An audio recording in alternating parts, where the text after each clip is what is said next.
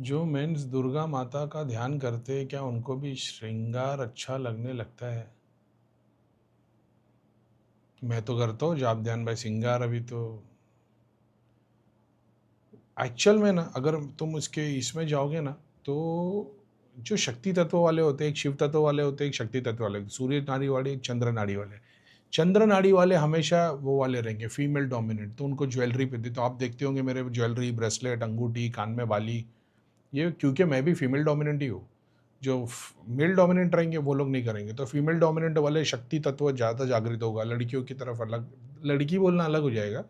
लेकिन जो female dominant है वो थोड़े नरम दिल के होते हैं, लेट गो करते हैं, ऐसा है। शिव सूर्य नारी वाले नहीं, वो सजा देंगे, ऐसा है। वो लोगों को आदत नहीं होती है, जैसे मैं कलरफुल क्लोथ्स वगैरह पहनता हूँ, कार्टून वाले कैरेक्टर, शिव तत्व वाला नहीं पहनेगा, वो एकदम सिंपल बोरिंग रहेगा, ऐसा है। तो श्रृंगार करते वो थोड़ा सा वो रहता है वो। और जैसा वो बोलते हैं ना शुक्र, तो वो थोड़ा डैशिंग स्टाइल, ग्लिटरी, है ना, ग्लिटर करता है तो वो तो है। मेरे को ज्वेलरी पहनने का पहले से बचपन से शौक था, ब्रेसलेट, अंगूठी, चेन, ऐसा है। लेकिन मेरे को हमेशा से सिल्वर पसंद था, मेरे को गोल्ड कभी पसंद ही नहीं था, आज भी नहीं पसंद है मेरे को गोल्ड, ऐसा है। डायमंड पसंद है मेरे को अफोर्ड नहीं कर सकते, लेकिन कुछ कुछ चीज़ें हैं जो अच्छी लगती है। हाँ, अब उसको तुम दुर्गा माता से जोड़ दोगे तो फिर तो गलत हो जाएगा।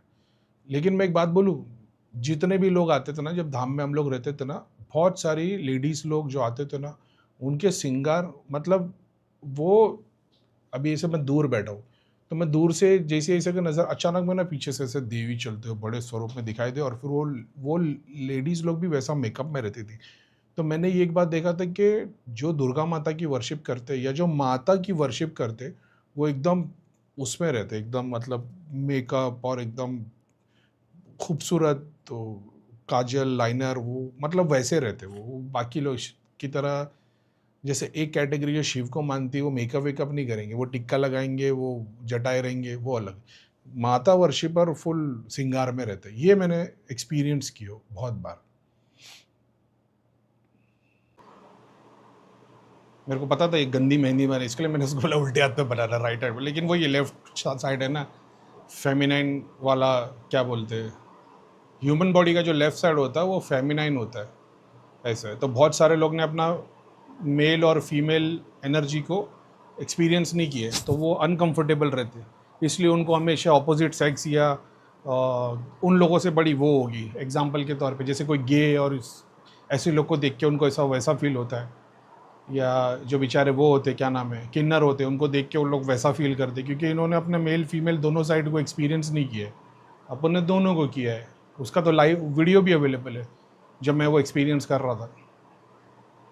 तो अपन अपने सेक्सुअलिटी के ऊपर फुल कॉन्फिडेंट है। तो जो लेफ्ट साइड होता है वो फीमेल होता है, राइट वाला मेल होता है, ऐसा है। तो बहुत सारे लोग को शक्ति तत्व एक्टिव करने के लिए लेफ्ट साइड पे काम करना पड़ता है, फिजिकल बॉडी के ऊपर, ऐसा है। नाखून बड़े करवाएंगे, अंगूठियाँ पहनेंगे, चूड़ी पहनेंगे, बिंदी, कान की बाली लगे, इसमें बहुत सारे लोग लेफ्ट की कान की बाली करवाते हैं, राइट नहीं करके, क्योंकि उनको ये वाला तत्व लेफ्ट पैर के ऊपर वो लोग काला धागा या कोई भी एक चेन, एंकलेट कुछ पहन लेंगे, ताकि वो फीमेल शक्ति को टैप कर पाए, ऐसा। ये साइंस है उसका, अपनी ऑलरेडी एक्टिव है सब।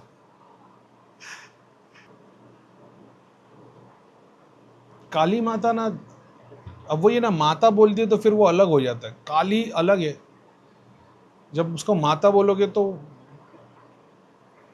समंदर को एग्जाम्पल के तौर पे तुमने एक लोटो में ले लिया, तो सुप्रीम कॉन्शियसनेस को तुमने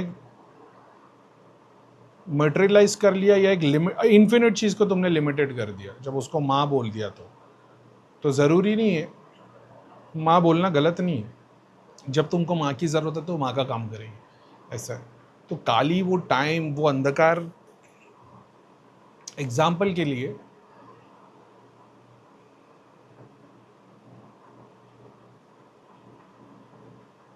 किसी एक पे तुम काम कर रहे होगे ना, एग्जाम्पल तुम्हारे पास कोई पेशेंट आ गया, तो तुम अपने मंत्रों से जाप कर सकते हो, फिर तुम देखोगे कि अरे भाई ये तो शक्ति तत्व वाला है, तो तुमको देवी के मंत्र करने पड़ेंगे।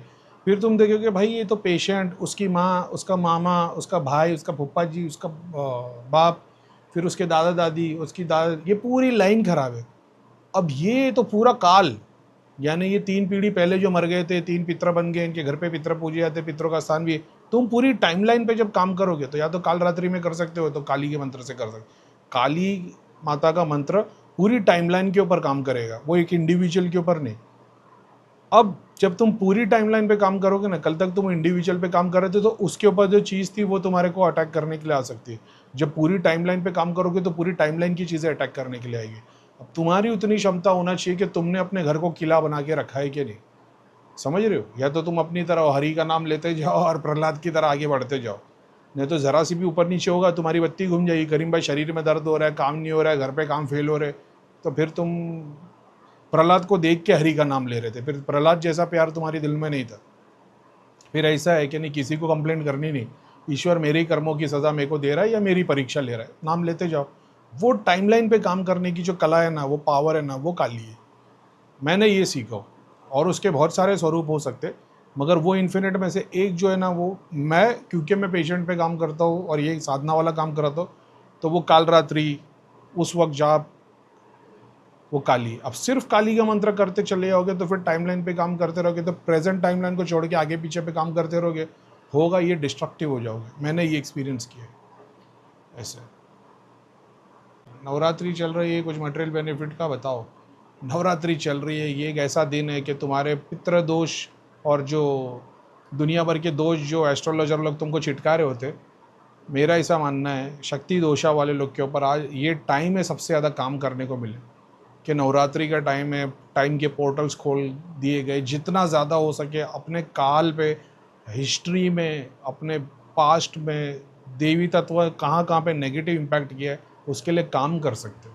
अब चाहे जाप करो, चाहे साधना करो, चाहे फास्टिंग करो, चाहे हवन करो, सिर्फ और सिर्फ कुल की शक्तियों के लिए करो और क्षमा मांगो। प्रणाम। शक्ति दोष के लिए कोई स्पेसिफिक हवन यज्ञ? मैंने तुम्हारा घर लूट लिया, ठीक है, तुम बर्बाद हो गए, घर से बाहर हो गए, तुम्हारे बच्चे रास्ते पे आ गए, तुम्हारी हाई मेरे को लग गई, ठीक है। अब मेरे कुल में हाई आ गई, मेरे बच्चे कितना हवन करेंगे जिससे उसका मुक्ति मिल जाएगी? कई बार एक्सप्लेन किया, कोई हवन, कोई पूजा नहीं करवा सकती जब तक रियलाइजेशन नहीं होगा। रियलाइजेशन उसका सॉल्यूशन है। अब सॉल्यूशन सॉल्व नहीं हो जाएगा, राह मिल जाएगी सॉल्व करने की। एक इंसान जो क्राइम करता है, जब वो कोर्ट में जाता है, जब जज उसको सज़ा देता है, उसको रियलाइजेशन तो होता है, 100% नहीं होता, 10-20% होता है। वो सज़ा काटता है, 20-30% रियलाइजेशन होगा, 40, जितना ज़्यादा वो उस पर काम करेगा उतना वो रियलाइज होगा। 100% रियलाइज हो जाएगा, वो एक्सेप्ट कर लेगा कि जो भी सज़ा दे दो मेरे को मंजूर है। दूसरा हो सकता है उस वक्त रियलाइज़ हो, लेकिन वो बाद में जाने के बाद में, छूटने के बाद में फिर से वही क्राइम करने लग जाए। तो तुमको सेल्फ रियलाइजेशन होने के बाद ट्रांसफॉर्म भी होना पड़ता है। स्पिरिचुअलिटी की जर्नी में जब तुम सहस्रा पे निकलते हो, स्पिरिचुअलिटी में तुम्हारे को सेल्फ रियलाइजेशन के बहुत सारे स्टेजेस होते हैं। सेल्फ रियलाइजेशन ऐसा नहीं है कि तुमने पैकेट खोला और एक तुमको एक अपना एक 100% का स्वरूप मिल गया, नहीं। सेल्फ रियलाइजेशन एक जर्नी की तरह है, जो स्टेजेस में तुम्हारे सामने क्या बोलेंगे उसको, वो होती है, बाहर निकलती है।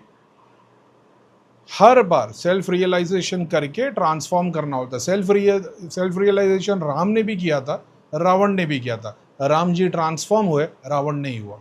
तो हर बार सेल्फ रियलाइजेशन में अलग अलग स्टेजेस होते, उसको एक्सपीरियंस करने के बाद ट्रांसफॉर्म होना पड़ता है, अच्छे में, बेहतर में। बहुत सारे लोग आप देखोगे, अभी मैं शार्क टैंक देख रहा था, उसमें केस, उसमें एक वो बिज़नेस लेके आए थे, उनके बच्चों को कोई तकलीफ़ थी और वो 1-2 लाख रुपया हर महीने खर्चा हो रहा था। उसके बाद उन्होंने एक बिज़नेस चालू कर दिया जो लोगों की हेल्प कर पाए। वही केस को लेके मैं तुम्हारी भाभी को ये बता रहा था, मतलब 2 चीज़ होती है जब इंसान को चोट लगती है, या वो मरहम लगाने वाला बन जाता है, या वो दुनिया को चोट देने वाला बन जाता है।